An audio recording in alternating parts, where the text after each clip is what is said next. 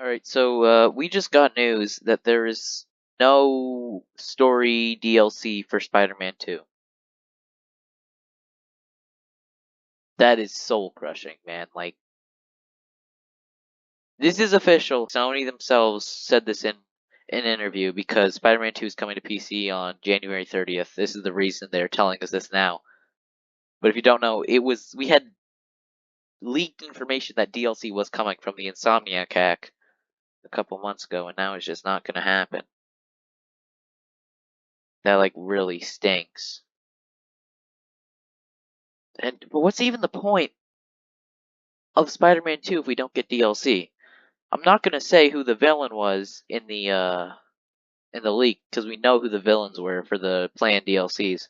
I'm not gonna say it, but Spider-Man 2 kind of sucks. Like this game, I like the combat's fun, but I don't really like the story that much. Venom is not a good character in the game. Harry is annoying. It basically just was a huge disappointment to everything set up in the first game. Replaying it is not fun. It launched with like 5 features. You couldn't even change the time of day at launch, which I know you couldn't do in the original game. But the original game was brand new. I was able to web swing. I was able to do all these things I wasn't able to do before. No other game gave me the joy that, the PS4 Spider-Man refined all those features to a point where no other game was like it. Spider-Man 2 is Spider-Man 1, but like the swinging speed is 3 times faster. How is there any post-game content? Spoilers for the ending of the game. But in the end, you tease Chameleon, Yuri Watanabe. She got teased to be a villain. And Carnage. Those 3 characters, Yuri Watanabe as Wraith, Carnage, and Chameleon. Now there's no DLC planned, so Carnage doesn't get an extended storyline. There's no chance of Chameleon.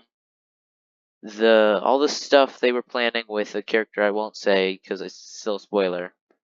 That's, I'm assuming, is delayed to Spider-Man 3. They're not just going to scrap it, but Spider-Man 3 is not coming up until 2028. What the fuck was the point of this game?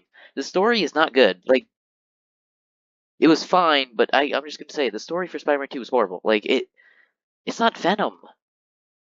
Raven is wasted on a death that, to hype up Venom. It's like when they kill Thanos in What If, like Ultron kills Thanos. It's cool, but I know that's not really how things would go down, and you're just doing that to make him seem super powerful. Venom is such a boring husk of what he normally is in the game. I don't like him at all. This is just so sad to me. And you know, this still means we could get like skin DLC, like suits, extra suits, but I don't really care about that because there's no content to play with the suits. Like if I'm just gonna go swing around the city, I'm gonna load up Spider-Man 1. That game is simple. I know the ins and outs of that game. And the suits are overall better in that game. Having 2 Spider-Men is not honestly better. I like the Miles Morales game, and I like the original Spider-Man. If I could ignore Spider-Man 2, I would say Insomniac is the best developer out there, but Spider-Man 2 really just stained everything. Thinking back on it, it's a 4 out of 10. I know the gameplay is fun, and it would change if I'm actively playing the game. But it's just not cool. I don't like the game. It was just shit. It didn't make me happy to play, which is the number one thing you want from a video game. Reggie would not approve. I I'm pretty sad. But at least in 5 days we find out what that Nintendo Switch Online playtest is. I swear to God, if that's for something boring and not like GameCube emulator or Miiverse, I'm gonna be very upset. Nintendo better have confidential cool leaks, confidential cool playtests that get leaked instead of just a boring ass server test that it probably is. God damn it, Sony.